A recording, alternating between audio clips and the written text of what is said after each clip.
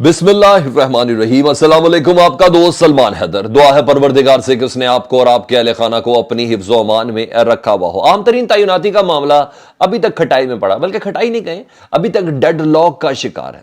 جی ہاں، کوئی ڈوزیر ابھی تک نہیں بھیجا گیا جی ایچ کیو کی طرف سے پرائم منسٹر ہاؤس میں۔ کسی جنرل کا کوئی پروفائل نہیں بھیجا گیا ابھی تک، سمری تو بہت دور کی بات۔ اچھا جی، حالانکہ کل وزیر دفاع خواجہ آصف صاحب نے یہ کہا تھا کہ وزیر اعظم صاحب کی جانب سے، وزیر اعظم ہاؤس کی جانب سے ایک عدد خط موصول ہوا ہے سمری کے حوالے سے۔ کہہ رہے بھائی ابھی تک سمری کیوں نہیں بھیجی گئی، مجھے بھیجا گیا میری وزارت کو، میں نے وہ خط ویسے کا ویسے ہی جی ایچ کو بھیج دیا، اور جس وقت میں آپ سے بات کر رہا ہوں نا، نو رسپونڈ۔ اس خط کا کوئی رسپونڈ نہیں، لیکن ایک ملاقات ضرور ہوئی ہے۔ اس ملاقات کا سنگل پوائنٹ ایجنڈا آپ کو میں نے بتانا ہے، بہت اہم ترین تفصیلات ہیں اس کی جی۔ اچھا جی، وہ جی ایچ کی بھجوائی ہے، سمری مانگی، مگر سمری ابھی تک نہیں آئی ہے، ابھی تک یہ ڈیڈ لاک ہے۔ اب وزیر اعظم کی ملاقات، اچانک ہنگامی ملاقات ہوئی ہے، وزیر اعظم، وزیر دفاع Khawaja Asif, army chief general Qamar Javed Bajwa, اور ایک اور اہم ترین شخصیت ملک احمد خان صاحب، جی ہاں مشہور وزیر اعظم کے معاون خصوصی جو ہے، وہ بھی اس ملاقات میں موجود تھے۔ ملک احمد خان کا نام سن کے آپ کو تھوڑا اچنبھا ہوا؟ مجھے نہیں اچنبھا ہوا، میں تھوڑا ان کا پروفائل بتاتا ہوں۔ یہ وہی ملک احمد خان صاحب ہے جن سے متعلق جی ہاں ضیاء الحق صاحب کے صاحبزادہ یہ بتا رہے تھے کہ جن کی ڈگی میں بیٹھ کے شہباز شریف صاحب جی ایچ کیو میں ملاقات کے لیے جاتے تھے۔ ٹھیک ہے جی، اور مزید ان کا کریکٹر کتنا سٹرونگ ہے اس وقت۔ ہر پارٹی کے اندر ایک شخص ایسا ہوتا ہے جو اسٹیبلشمنٹ اور پارٹی کے ساتھ تعلقات کو ذرا تھوڑا ایک برج کا کردار ادا کرتا ہے۔ پاکستان تحریک انصاف کے اندر میں نے آپ کو بتایا شاہ محمود قریشی کی شکل میں تھے، شیخ رشید کی شکل میں تھے، یہ سب چیزیں تھیں، پرویز خٹک کی شکل میں تھے، یہ سب چیزیں تھیں، پھر اعجاز الحق والے جیسے کردار بھی سامنے آ گئے، یہ سب چیزیں۔ تو مسلم لیگ نون کے بھی کردار، تو ماضی قریب کی بات کریں تو محمد زبیر صاحب، جنرل عمر صاحب کے زیادہ، اسد عمر کے بھائی، وہ یہ کردار تھے کہ جنرل زبیر، ان کا رابطہ بھی میڈیٹر کا تھا نون لیگ اور اسٹیبلشمنٹ کے بیچ میں۔ پھر ان کی حرکات و سکنات ایسی پکڑی گئی، ویڈیو بھی ایسی آ گئی، تو وہ بیچارے خود ہی تھوڑا بیک فٹ پہ چلے گئے۔ اب تو ٹی وی کے میں ریپرزنٹیشن بھی بہت زیادہ کم دیتے ہیں نا، تو اس وقت یہ معاون خصوصی ملک احمد خان صاحب، ان کا کردار بڑا اہم آیا۔ انہوں نے اپنا کردار شروع کیا، ڈیفینیٹلی کسی نہ کسی طریقے سے ان کے اسٹیبلشمنٹ کے ساتھ تعلقات مضبوط ہوں گے۔ اور ملک احمد خان صاحب کا کردار اس لیے اہم ہے کہ نواز شریف صاحب سے جو بھی مشاورت کرنے مصر سے واپسی پہ جہاز جو واپس مڑا تھا نا، اس ملاقات کے اندر بھی ملک احمد خان موجود تھے۔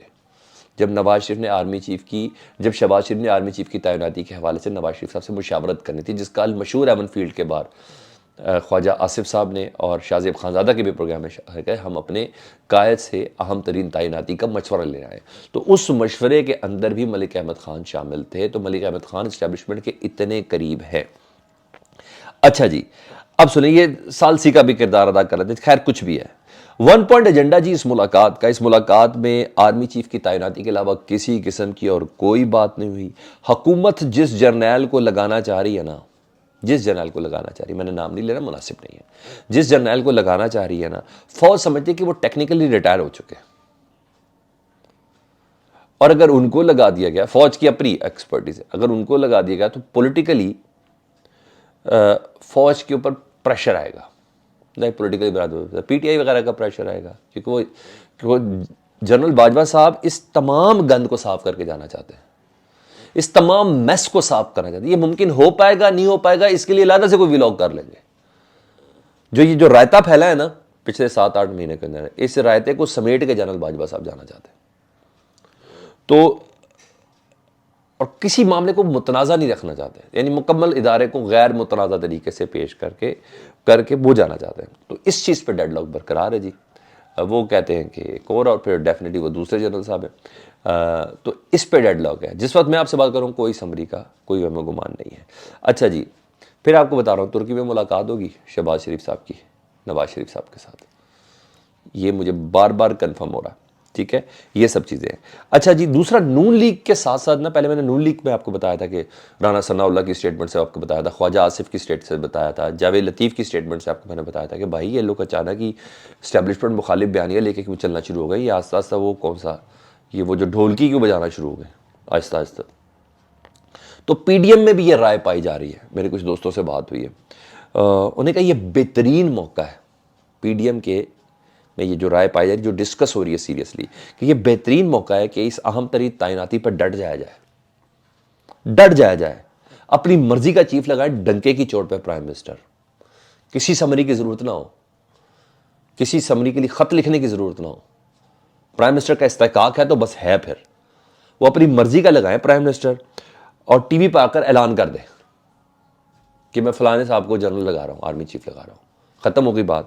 انہوں نے کہا پھر جو بھی ہوگا دیکھی جائے گی, اسٹیبلشمنٹ جو بھی کرے گی وہ ہمارے حق میں ہی ہوگا. ہمارے پرائم منسٹر کے اس ایکٹ کے اوپر اسٹیبلشمنٹ جو بھی کرے گی نا وہ ان پی ڈی ایم کے حق میں ہوگا. یعنی اسٹیبلشمنٹ اگر کچھ ایسی بات کرے تو پھر سیاسی شہید ہونے کا موقع مل جائے گا, اور اس وقت بہترین ٹائم ہے سیاسی شہید ہونے کا. شاید کوئی بیانیہ لے کے بنا کے بیٹھ جائے. تو یہ سوچ چل رہی ہے. دوسرا اس سوچ کو مزید تقویت دی ہے جی, وہ ہے حکومت نے نا بھی اب سول سپرمیسی کی نا, اب آہستہ آہستہ میں نے بولا نا کہ وہ ڈھولکی بجانا شروع کر دی ہے اور اس کی دف کی آواز بھی آ رہی ہے.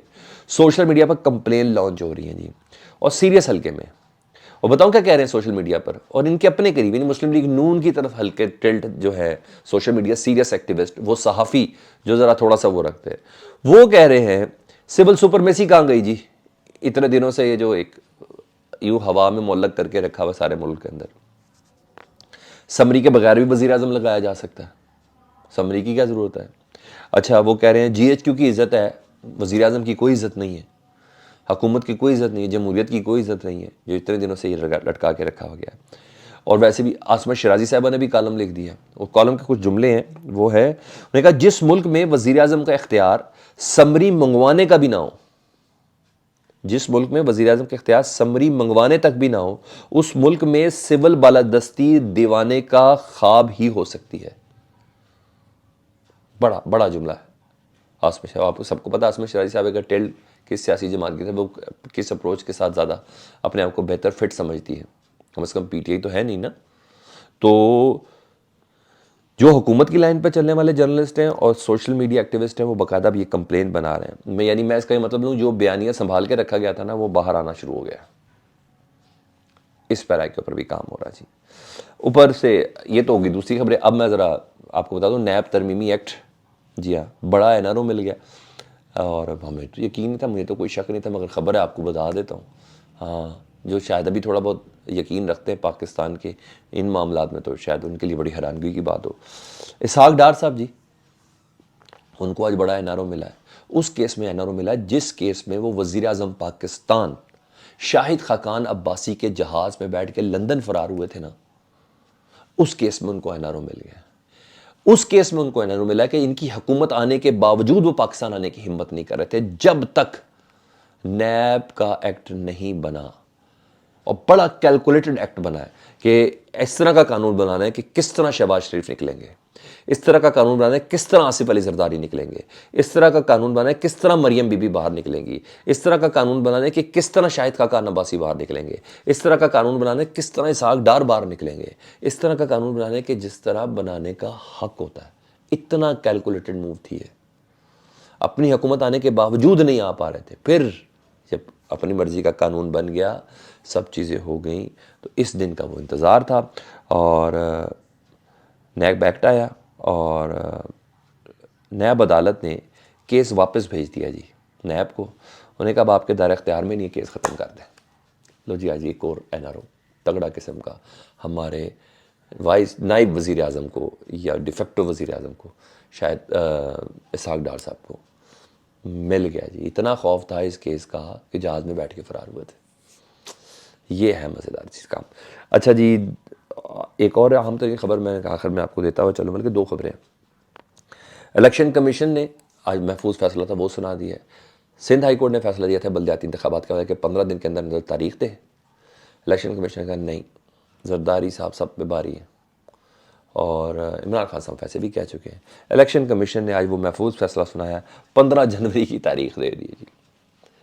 15 جنوری کی, تقریباً 2 مہینے یا 7 دن کم لے لیں, ٹھیک ہے جی, اس کی تاریخ دے دی ہے جی. حیدرآباد اور کراچی کے اندر بلدیاتی انتخاب, پتہ ہے نا بلدیاتی انتخاب موت ہے ان کی, اس میں عمران خان نے جیت جانا. اب دیکھتے ہیں یہ 8 ہفتوں کے اندر کیا کر لیتے ہیں. لیکن بہرحال پیپلز پارٹی جیت گئی ہے, اتنا وقت مل گیا, دیکھیں کیا کرتے ہیں. پی ٹی آئی کے خلاف یہ بلدیاتی انتخابات میں، اس سے پہلے کون سا بیانیہ، آپ کیا چیزیں کرتے ہیں. لیکن بہرحال اس وقت بھی پتہ نہیں ہوتا ہے کہ نہیں ہوتا ہے، کوئی اور چیز بنا کے پیش کرتے ہیں. بہرحال آج عدالت بھی ہار گئی، الیکشن کمیشن جیتتا ہوا نظر آیا. صادق سنجرانی نام تو سنا ہوگا آپ نے جی، تحریک عدم اعتماد کے حوالے سے صدر مملکت ان کو بلایا تھا کہ استعفیٰ دے رہے ہیں. انہوں نے کہا نہیں میں کھڑا ہوں، تگڑا ہوں، مجھے بچا لیں گے بچانے والے میرے سائیں تگڑے. تو ان پہ عدم اعتماد کے حوالے سے معاملہ بڑا زبردست چل رہا تھا جی. پتہ چلا جی پیپلز پارٹی نے ان کے فون اٹھانے سے نہیں اٹھا رہی، جے یو آئی ان کے فون نہیں اٹھا رہی، باب بی این پی وہ ان کے فون نہیں اٹھا رہے، صادق سنجرانی کی کال نہیں اٹھائی جا رہی. تو جیت کا جانا ٹھہر چکا ہے، ان کو کوئی نہیں بجا سکتا، کوئی بھی نہیں بجا سکتا. اور جنہوں نے جو پہلے لے کے آئے تھے بڑے لوگ، اس وقت اپنے معاملات میں زیادہ بیزی ہیں. صادق سنجرانی سے زیادہ اہم ترین کام ہے اس وقت اداروں کو، مقتدر حلقوں کو درپیش ہے. اپنا بہت زیادہ خیال رکھیں. اللہم صلی علی محمد و آل محمد.